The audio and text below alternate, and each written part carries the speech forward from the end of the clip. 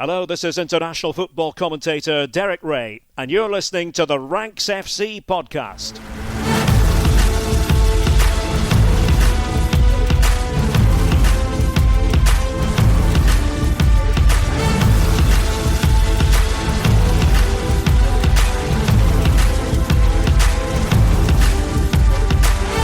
Hello Rank Squad and welcome to Champions League Takeaway here on Ranks FC. My name is Jack Collins and I'll be your host as we walk through what was an incredibly dramatic Wednesday night in the Champions League as the final four teams booked their spots in the round of 16. It started in drama with an incredible Atalanta turnaround against Borussia Dortmund to make sure that a Serie A side was represented in that final 16. And it ended in drama as well, with Juventus against Galatasaray going to extra time. An incredible comeback from Juve, but dreams ripped up by Victor Osimhen towards the end of that one. Incredible performance from Juve nonetheless. We'll get to both of those games and also to an emotional night at the Bernabeu as Real Madrid knocked out Benfica and PSG progress in an all-French affair, but just.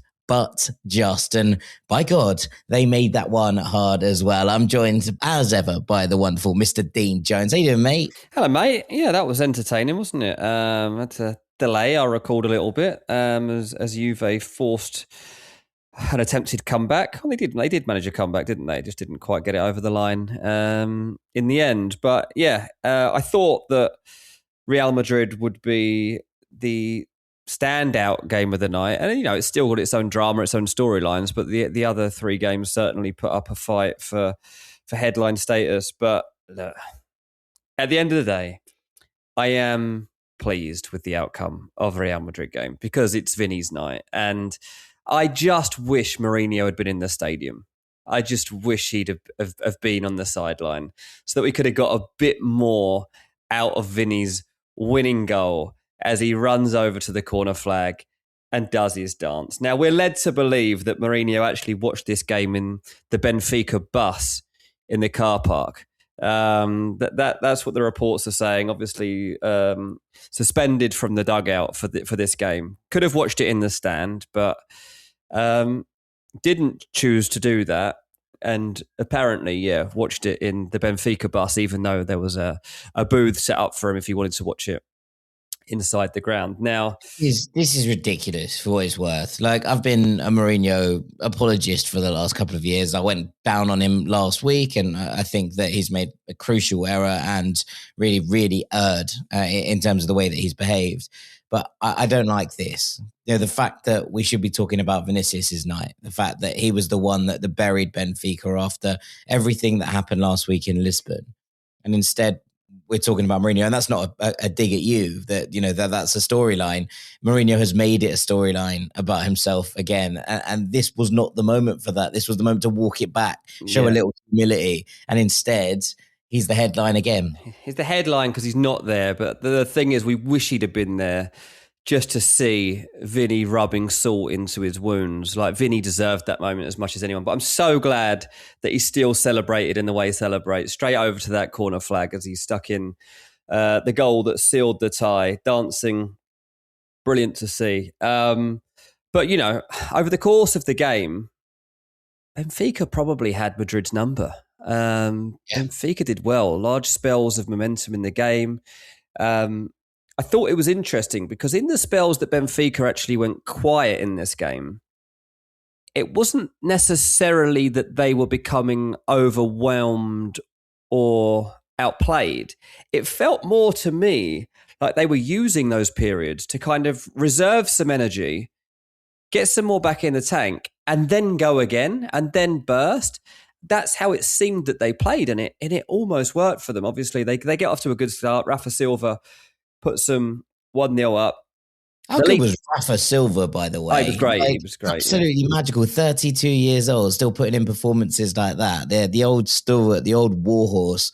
Really impressive performance from him, I thought. Yeah, it definitely was. probably Benfica's man of the match, to be honest. But the lead only lasted for 2 minutes. That was a big problem. Tchouaméni manages to get Madrid back on equal terms. A lovely equaliser. Like the way he guides the ball into the corner of the net is lovely. And then it looks like Madrid take the lead. Arda Güler prods one home from close range, but ultimately that one's ruled out by VAR. Now, Thibaut Courtois has to get his praise here because he's still one of the best goalies in the world and proves it time and time again in big moments. And the save that he makes from Richard Rios is outstanding with the score at 1-1.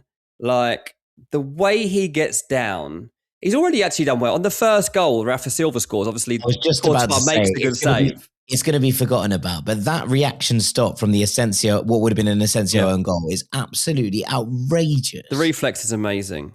But then the one from Rios that does count in the end because the ball doesn't end up in the net is brilliant. Absolutely brilliant from Courtois. So give him his flowers. Top stuff. Look, Benfica still keep going. Rafa Silva had another opportunity that ended up clipping the bar. And it was from that point, really, that you felt, right, this is it. We have entered a crucial stage of this game. And you felt things get a little bit more tense. You felt like every pass had a bit more pressure weighing on it. Pavlidis almost was able to take advantage of that when Tchouaméni was sloppy and gave the ball away. Rudiger made a very brave and good block after crashed into by Carreras. There was a moment when Asensio has to end up leaving the pitch on a stretcher as he clashes heads with Tchouaméni.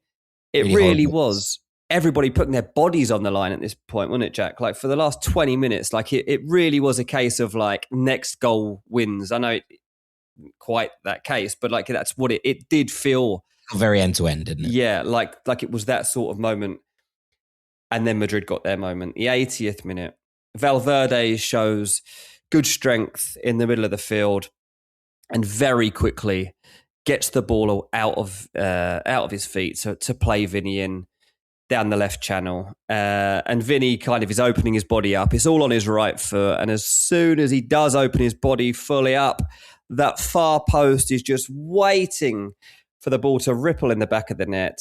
It hits it, and there you go. It was perfect stuff for Vini. It was a trademark Vini finish. And yeah, as I say, all that was really missing was a camera being able to cross over to Mourinho to see what his reaction would have been in that moment. But there was no further reaction from Benfica. That was how the game played out. Real Madrid on a big European night, not the sort of a big European tie that they're used to, going through a playoff to even stay in the competition at this early phase in February. But nonetheless, we've talked many times across the years on this podcast that in the Champions League, when the going gets tough, they do deliver. And it's often Vini that steps up, and it's happened again. Yeah, I mean, a big night for him in so many different ways, right? Like obviously with everything that weighed over him from last week, but also in terms of Kylian Mbappe being missing. And, you know, that's conflating an off-field issue with an on-field issue. And I appreciate that they're not the same thing. But I think that, you know, you put the kind of onus on his shoulders in so many ways tonight, and he delivers with the goal that ultimately ends up sealing it. And as you say, it's a lovely finish. It's a brilliant run. And there are a couple in the first half where he sort of nips into a gap and you think, oh, is this the moment it opens up for him? And he had to wait. He had to be incredibly patient. It wasn't a vintage performance, as you say, from Real Madrid. In the first half, I thought they were all over the place, especially from a defensive perspective. It felt like Alvaro Carreras was sort of marauding into the center of the park and leaving big gaps, and Camavinga having to sort of cover that left back area. It felt like they were almost positionless at times, that players were being asked to just sort of drift into the roles that they thought were best to occupy. And it gave them this really bizarre look. Sometimes that's a really good thing, and teams are incredibly fluid and they work through the motions and no one knows who to mark. this wasn't like that. This felt like they were just all incredibly confused as to who they were supposed to be marking. Yeah. And Benfica tore them open time and time again in that first half. It took some, as you say, incredible Courtois goalkeeping, some last-ditch defending to keep them at bay. And you kind of thought that Real Madrid would come out firing on all cylinders in this game, considering the circumstances. Perhaps they were asked to kind of rein it in a little bit, to temper it and try and cool the game off, as opposed to going into it at full emotional capacity. And I can understand that to a degree.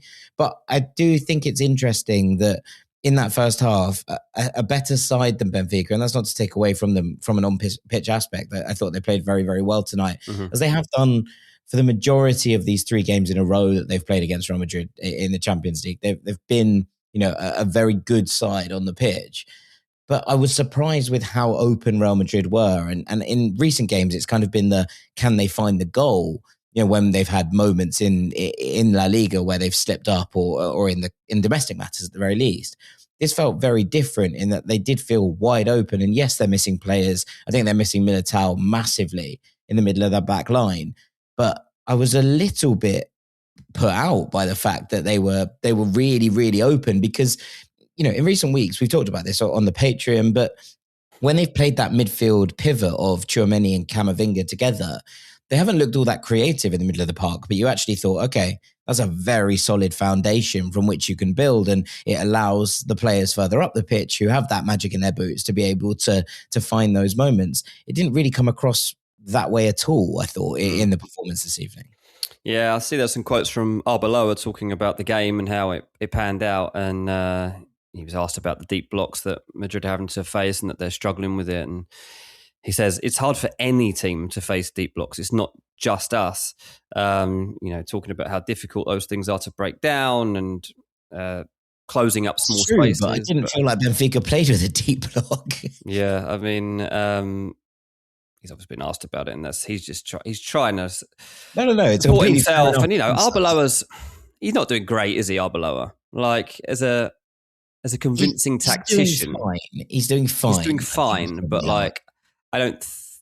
They didn't win this game because of any tactical master plays or anything like that.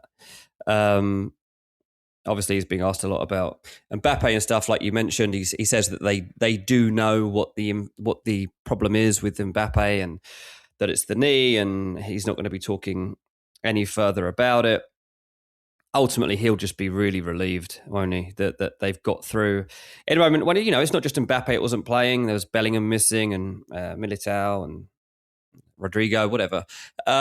So that they're missing a number of key players. They're missing a number of key players. A team out there that you would expect to win this tie, especially with an advantage from the first leg, which they have gone and done, but perhaps not in the most convincing manner that we thought. But ultimately, that won't matter. And Real Madrid have got through scares in the Champions League before and looked like less cohesive a team and gone on and won the competition. So, they have players to come back, and I have no doubt that they will still fancy their ability to find a way in this competition of all competitions. Yeah. If they play like that again, I think a better team will tear them apart. It's there's some good quotes just coming out right now from Thibaut Courtois, and he was asked about his great save when he goes low and keeps it out.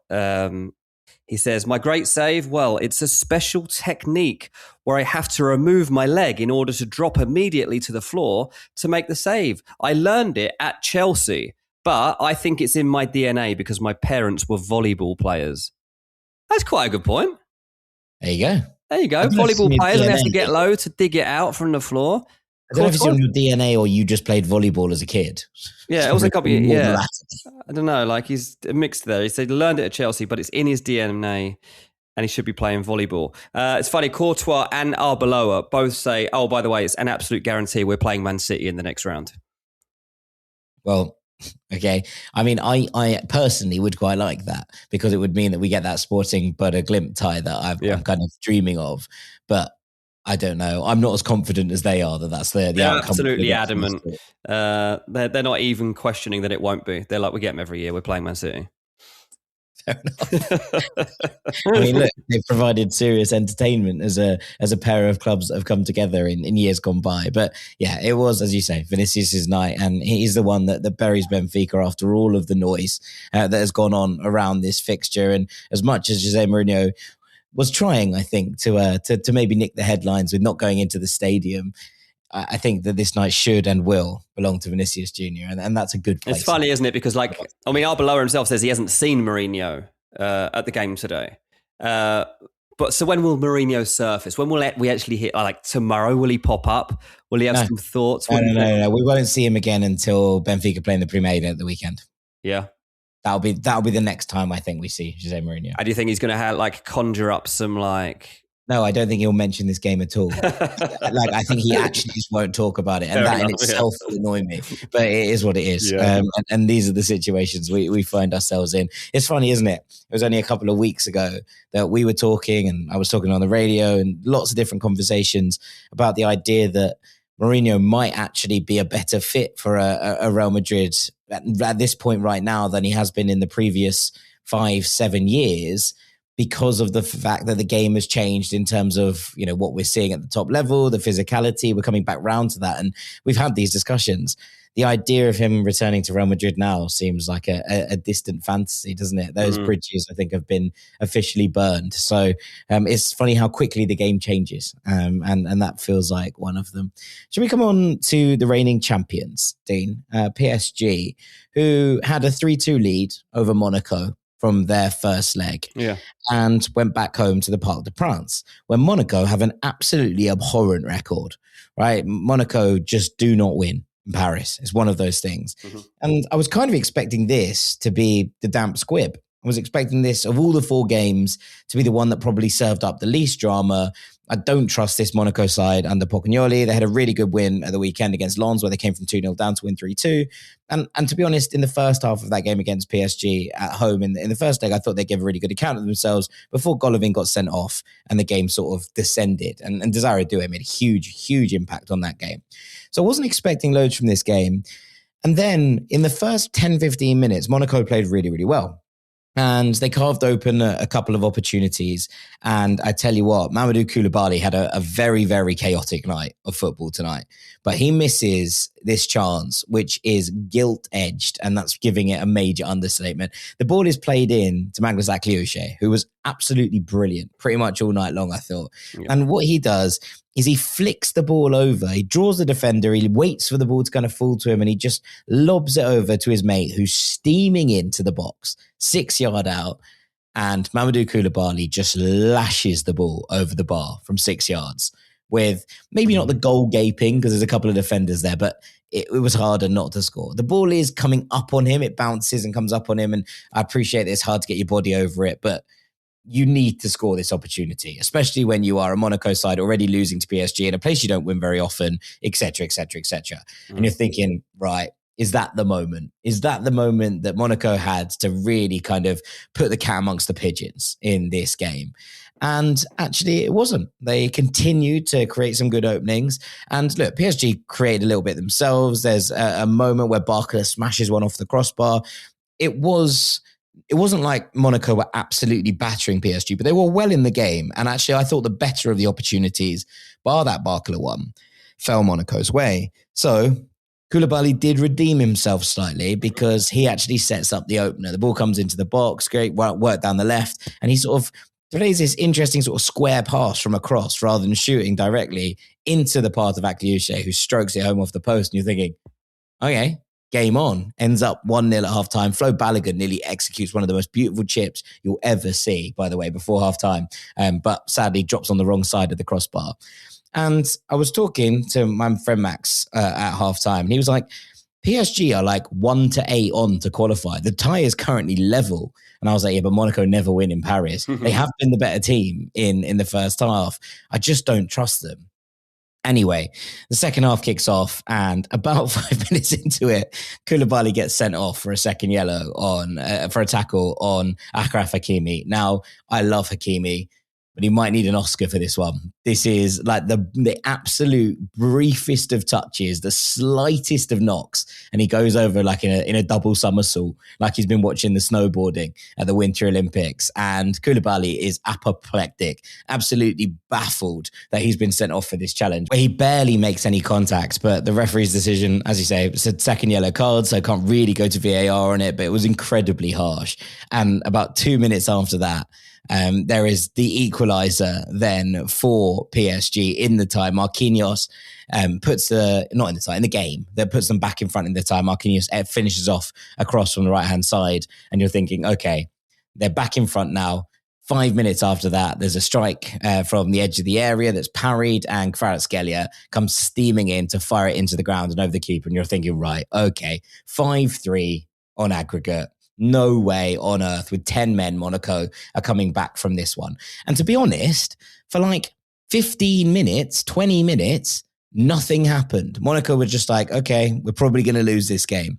And then in the 91st minute, they started to go through the gears a little bit, and the ball falls somewhat fortuitously for Jordan Tezza, who finishes it off. And they're getting the ball, and there was 3 minutes of injury time. So he scored in the 91st minute. There was 3 minutes. You're thinking, why did Monaco not go for this a little bit earlier? This felt like, I can understand the decision with 10 men to basically be like, right, let's not get ourselves completely out of this. Let's just see what happens. But it felt like they just pressed the button and went through the gears like 5 minutes too late. Anyway, when they score this equaliser, you're thinking there's definitely not enough time for them to create another chance. PSG just knocked the ball around the back. They give away this wild foul, sort of about 35 yards out from goal, edge of the 18-yard box on the left-hand side. There's a huge drama. Monaco trying to make a substitution ahead of the free kick being taken. The clock's over the time at this point. Pocognoli is booked. The sub who's coming on is booked before he comes onto the pitch for coming onto the pitch too early. And you're thinking, what is going on? You've just ruined any momentum you have. But the delivery is inch perfect. And it falls to Wout Faes, who, 3 months ago was playing for a team in Leicester who are in the relegation zone in the Championship, is now playing as the European champions, which is wild in its own right? It forced him 6 yards out, and he has a completely free, unmarked header. I don't know what PSG are doing with defending this set piece, but they leave 3 Monaco players who've all onside, who've stepped off that final line and are all waiting for the cross to come in. It falls to Faes. And he does that thing, and the only way I can explain it is I've seen it so many times from so many players in like Sunday League, where he goes to head the ball and he sort of misses it. So it ends up glancing off the side of his head and dropping wide. So he sort of misses it, sort of connects. And you're standing there going, the whole team are looking at him being like, really? Free header, 6 yards out to take this game to extra time. Maybe he just didn't fancy another 30 minutes of PSG running at him relentlessly. But a massive opportunity to send this one into an extra 30, completely passed up. And Monaco gave a better account of themselves than I thought they were going to in this game. PSG sort of maybe squeaked through is a bit harsh, but you do look at it and think you really could have stuck your foot on Monaco's neck, and instead you allowed them that opportunity to push you to an extra 30 minutes for no real reason when you were in complete control of it.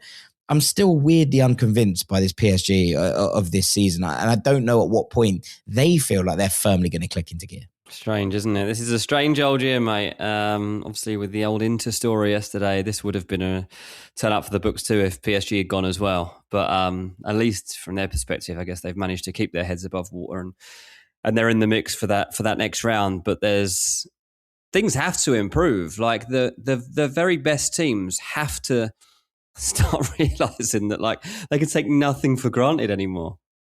Well, it's PSG will get Chelsea or Barcelona in the next round. Yeah. And you would suggest that if they give, at the very least, this Barcelona attack, the kind of chances that they offered up to Monaco today, and look, they will score more at the other end because Barcelona have their own flaws, sure.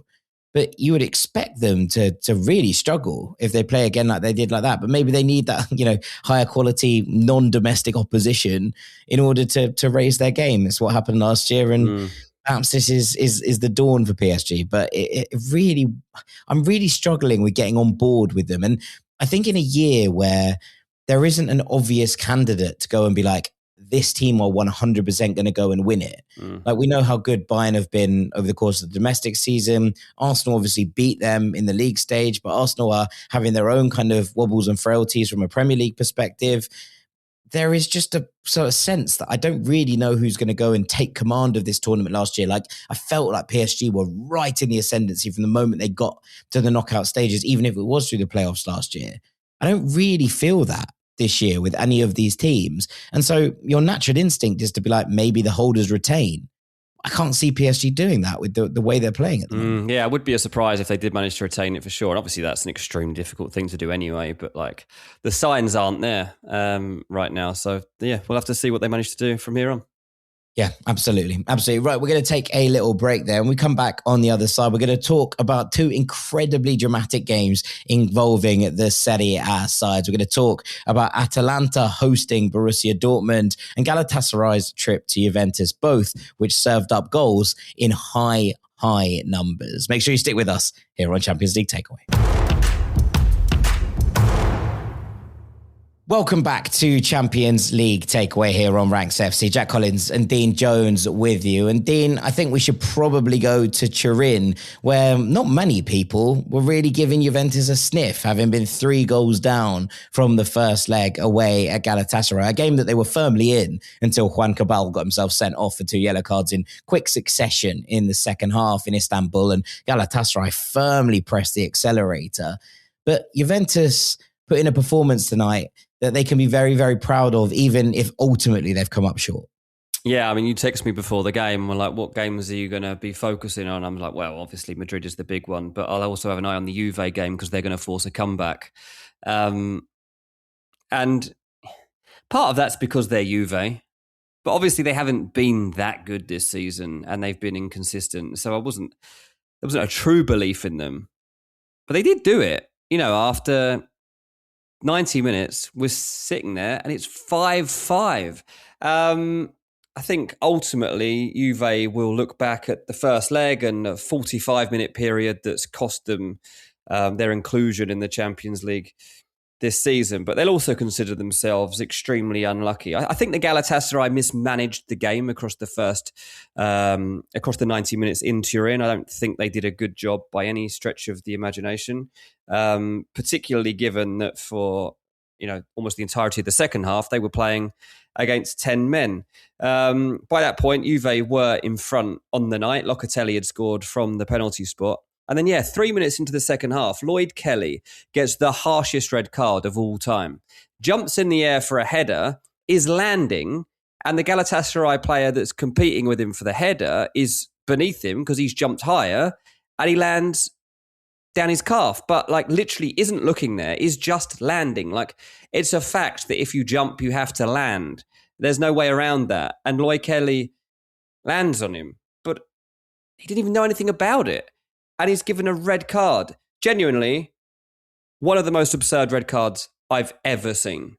I think the farce was added to by the fact that it was originally given as a yellow card, which was Lloyd Kelly's second yellow. Yeah. And then he was sent off for that.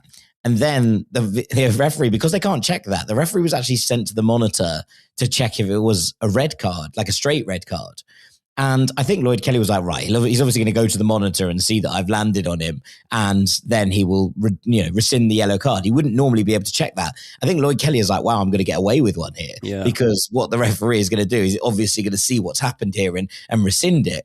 And instead, the referee comes back onto the pitch, rescinds the second yellow card, and then gives him a straight red card for it. And it was just like, we've just wasted a full 5 minutes. What was the point checking it if the only thing you were going to do from that was give him a straight red card? Because he was sent off anyway. Yeah. So the whole thing made absolutely no sense. It's incredibly harsh. I think the yellow card for it is also harsh, but it's a little bit more, you could get a bit more understandable. Yeah, it's understandable. Come back and give him a straight red card for that is one of the worst decisions. I mean, not that it mattered, I suppose, but it just feels so incredibly weird to have seen that play out in real time and be like, yeah, that's the conclusion that they came to. I just don't know what he's supposed to do there. And we've had instances of players landing on another player when a player has sort of put their leg under them, and then they've stood there over the course of this season already, right? I just don't understand what you're supposed to do if you are in the air and a player puts his leg under you. What's the answer to that? You've got to disappear. You've got to disappear. Your legs need to... But do what Courtois said. What did he say? He removed his leg as he dived through. You have to remove your leg as you land from a header. Start doing volleyball landings, mate. Volleyball lessons for all. Anyway, to Juventus' credit, they dig deep and they pull themselves onto level terms. Gatti prods one in on 70 minutes, and then Weston McKennie, left back for the day, manages to score a header. I'll be honest, it's not great work from the goalkeeper. He's nowhere to be seen. But Cope Miners puts one back across the goal, and McKennie's there to nod it in. And I saw the most incredible stat about Weston McKennie earlier on today. It was from Opta Paulo. So Weston McKennie, he scored his 10th goal today in the Champions League. He becomes the third Juventus midfielder to score at least 10 goals in the Champions League or the European Cup. Do you reckon you could name the other two? We're talking some big names here. In fact, I think we're definitely talking 2 Ballon d'Or winners. Go on then. Michel Platini. Okay.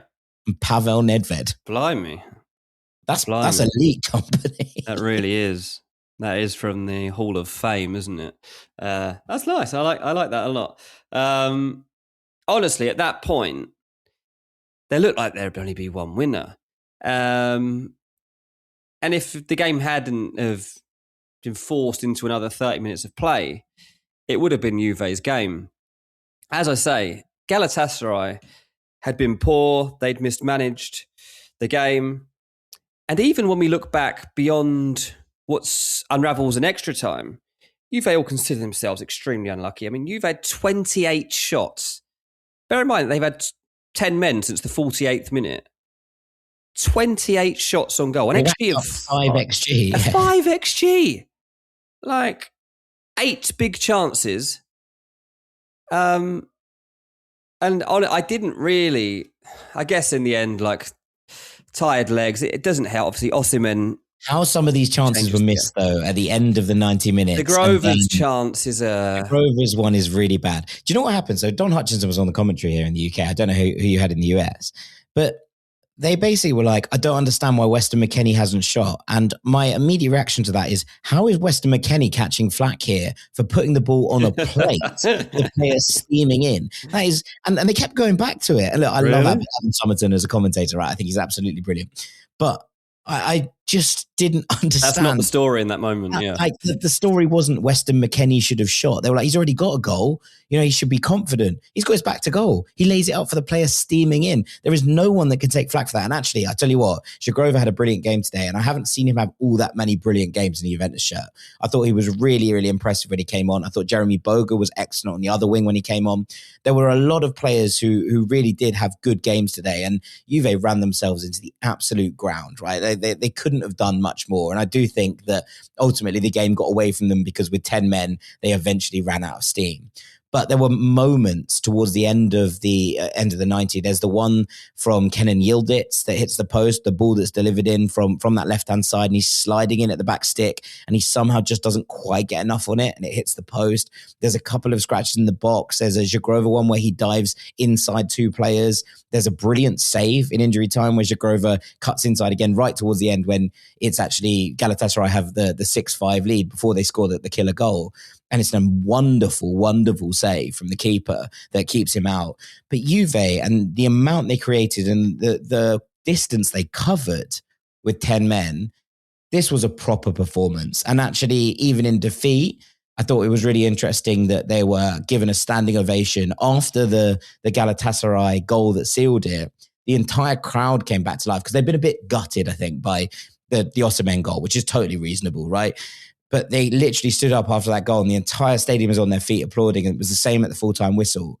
That's a performance, I think, that Juventus really needed, even if the result hasn't gone their way. You know, I think they needed to know that the crowd is still with them as well. I think that was important. But, you know, they would have been hoping that Galatasaray wouldn't make the most of this extra man that they had. And most of the evidence across the game was that they were too wasteful. They were getting the overloads and they weren't taking advantage of it. But then it's one moment. Boga actually is the guy that gives the ball away. And Galatasaray do get their moment.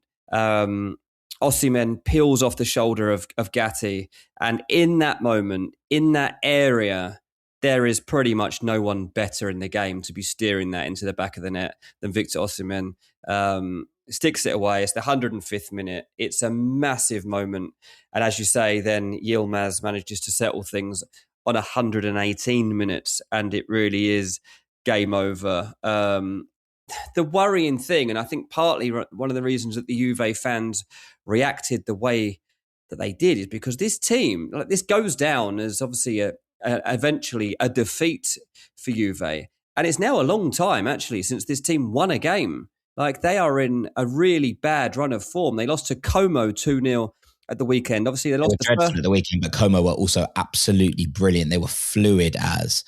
They lost the first leg of this one 5-2. They lost 3-2 to Inter. They drew 2-2 with Lazio. They lost 3-0 to Atalanta in the Coppa Italia. So their last win was against Parma ages ago. And this weekend, they play against Roma. So it's I think it's a moment when everybody needed to come together and say, look, lads, hold your heads up high, because like that is actually an unbelievable performance. Last night, I'm kind of battering Newcastle for an easy win. And tonight I'm giving credit to Juve for a defeat. But this is the way that football works sometimes. But they didn't actually lose tonight. They did actually win the game. Well, yeah. But they've lost the tie. And ultimately, it was weird watching the players come off, because they were disappointed and they were probably angry, but they hadn't really let themselves down. Osimhen didn't really even celebrate his goal, because I think... I saw this. There's a couple of things. I saw James Benj tweet about it. It was CBS. He said, Osimhen was surely the first ever case of not celebrating against a club you might have liked to have joined in the past and would probably go to if the opportunity presents itself again. I'm not sure it's that.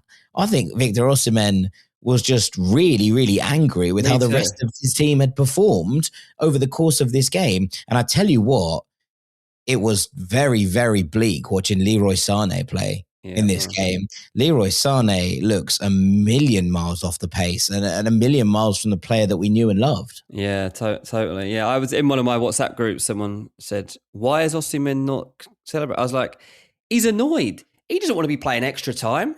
They came into this game 5-2 up. The other teams had a man sent off. So they've been down to 10 men. It was 1-0 at half-time to Juventus. So it was 5-3 in the tie, and then they went down to 10 men.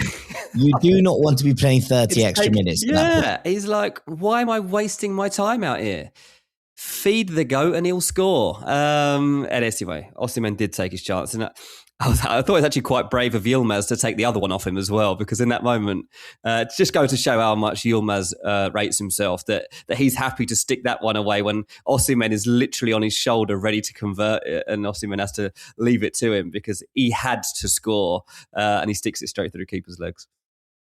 Yeah, 100%. I mean, it was incredibly dramatic, right, in terms of how it was. And actually, I thought the Boris Yilmaz had a pretty poor go of it up to that point. Like, I really did think he hadn't been particularly effective. He'd given the ball away a lot. And then he obviously plays the slide rule pass through for Osimhen, which is a brilliant ball to score that one, and then puts the game away. So he redeemed himself at the end. I didn't think it was a particularly brilliant performance from him, but he's ultimately come up good at the end, which is huge credit to his own self-belief and in terms of making sure that you do get that job done. He's the one that ultimately seals it for Galatasaray. But yeah, I mean, look, you're right. In terms of Juve, this was weird. I think from a Gala perspective, they'll obviously be delighted. It's been 12 years since they were in the round of 16 of the Champions League. So it's been 12 years since any Turkish team was in there, and it was them. So they will look at this and be like, okay, this is a good moment. And considering the home performance, especially after Juve went down to 10, they will still fancy themselves. They've had a good campaign. They beat Liverpool in this campaign in a very impressive performance. They will look at this as an opportunity, but I think that we also saw a lot of their frailties tonight, and that will be a huge worry for them going into this moment, because it's felt like they, it really should have been cruise control, with the 3-goal advantage, and especially when you've still got a 2-goal advantage and you're going, up a man at that moment. You should be able to just knock the ball around and chill out. And I don't know how much of this can even go on the manager in terms of how it falls, because you're looking at it and thinking, well, these players are just losing their heads every time they have the ball. And Sané was maybe the biggest outlet of that, because he just couldn't hold on to it. And every touch seemed to be coming off his heel, or he'd fall over, or he'd give the ball away. But there are a lot of players doing that against a team that have a man less than you. Knock the ball around, tire them out. And ultimately, that is what happened at the end of the game when it went to extra time. You shouldn't have had to get to that point. And actually, I think the people who will be most delighted with this result, I think that Gala will be pleased they're through, but a bit frustrated with how they did it. Juventus will be pleased with the performance, but frustrated that they're out.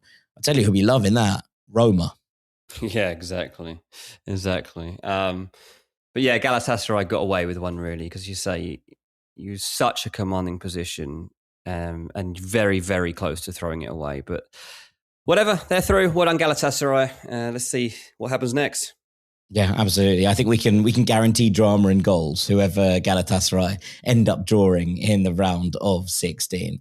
Which takes us on to the final game. And, after all of that, after Inter falling out yesterday, there was a lot of chat about Serie A being down in the dumps, about Calcio being finished, in inverted commas. Yeah. I think that, a lot of that conversation was nonsense because you can't judge a game on... Look, I heard this, Musa and Ryan talking about this on Sadio, and I think they made a really good point about it. All of us want fairy tale stories in football, right? We all want these stories like Bodo Glimt, getting through and knocking out the big boys and bloodying noses.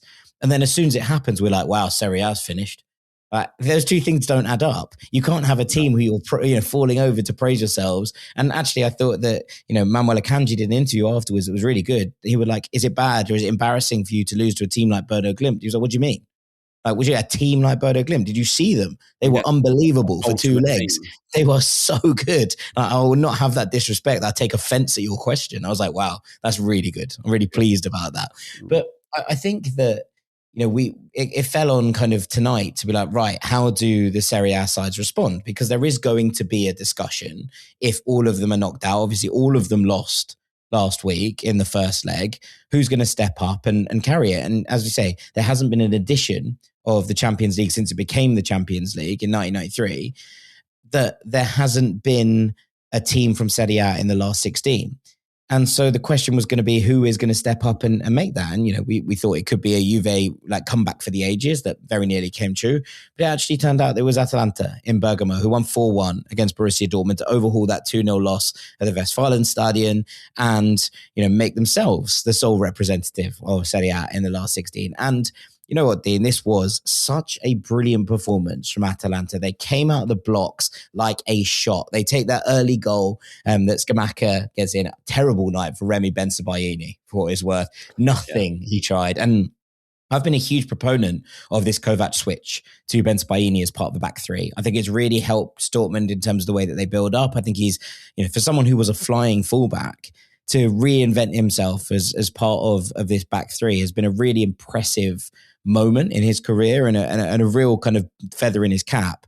This was not his finest night by any stretch of the imagination. He's the one that flicks the cross into the path of Scamacca for the first goal. And it gives the stadium so much life, so much hope. And Atalanta are banging on the door in this first half. And they finally get the second goal that really took the roof off the place, that kind of set the tie level on aggregate just before the break. And you know what? I didn't think I'd be watching a Davide Zappacosta masterclass in the Champions League in big 2026. But here he was, popping up at the edge of the box. Yes, the strike takes a deflection, but he'd been excellent in the first half, had drawn the foul, drawn the yellow card from Bensebaini early on by bursting down the flank and beating him to a ball.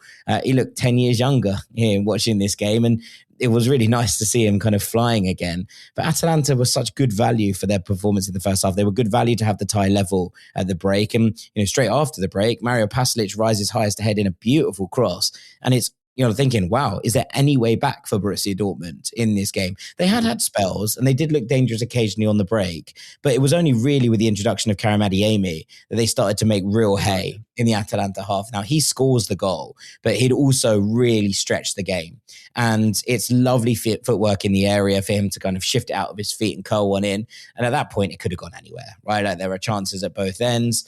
But in the chaos of extra time, there is yet more drama to come. Just as we think we're getting 30 minutes extra of this one, there's a terrible clearance from Gregor Kerbel, who I thought had mostly a pretty good game. Yeah, this was bad.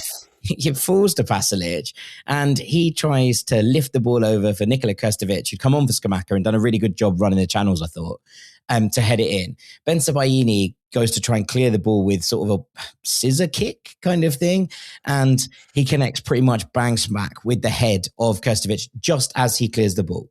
So there's two things at play here, and people are saying he gets the ball, what's he supposed to do? The striker is stooping to head it in. No. Krstovic has a massive gash in the middle of his forehead that is dripping blood. And whilst people will say, well, he's got the right to go for the ball, etc., if your foot is high and you connect, I'm afraid that that's kind of the way of it, right? Like it just feels like one of those moments that you can't really do loads about. And whilst I feel a bit for Ben Spaini, because he clearly isn't trying to kick him in the head, right? He knows. No, but it is an act of desperation. 100%, but he also does kick him in the head. His foot is high, and there's blood pouring from Krstevic's face. But I don't think, by the time the ref goes over to the monitor to look at it, I don't think he has much choice but to award the penalty. It's a pen. And ultimately, that's exactly what he does. Samardzic, absolutely perfect penalty, by the way. Like top corner of the goal into the roof of the net, takes the roof off the place. The ref just blows the whistle. He's like, yeah, that's done. We're done here. Yeah. Thanks very much. Thanks for coming. In the chaos of the aftermath, Schlotterbeck, who didn't get off the bench, is sent off. Benzabaini is sent off for a second yellow for that tackle or that foul on Krstevic. So there's drama kind of left, right and centre at that point.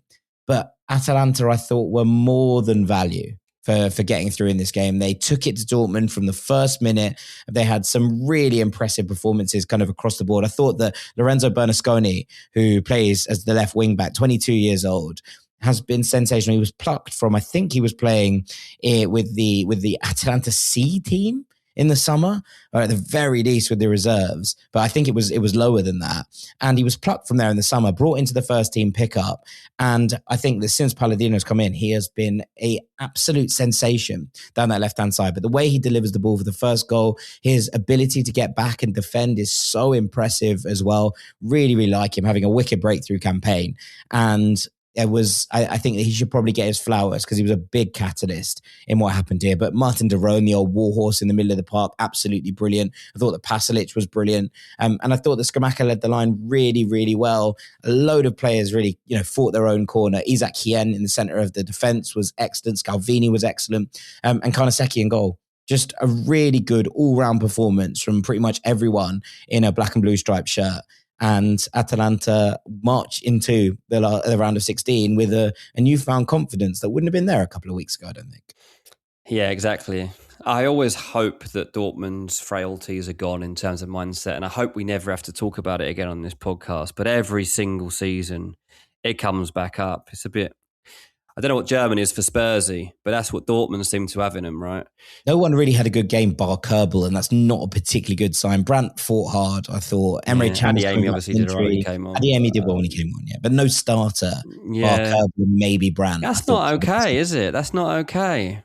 It was testament, though, to how good Atalanta were. Yeah, I mean, absolutely not to take away from them. It's just such a big game for Dortmund. You're in such a decent position at the start of the night that that's hugely frustrating for them. Let's see if they can redress things once they get back into domestic action. Yeah, I mean, look, they play Bayern at the weekend, so we'll see.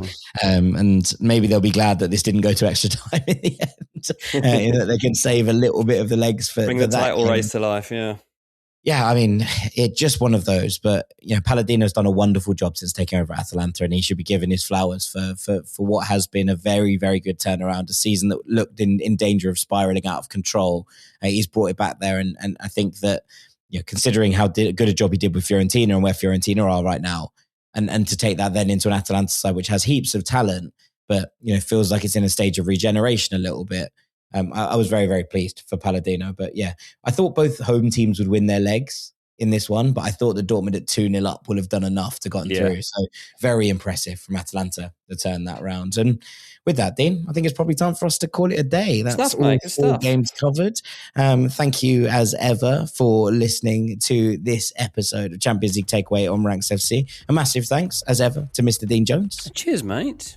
I've been Jack Collins. We hope you all have enjoyed these 2 episodes this week. There will be a truth out on Friday, which is talking about the Premier League relegation battle and discussing that kind of question that's on everyone's lips at the moment. Are Spurs actually in the relegation dogfight, and what does the season look like from here? So make sure you're locked into the channel for that one that will drop early on Friday morning, UK time at the very least. But we appreciate all of you, Rank Squad, and we'll see you all very, very shortly. Take it easy.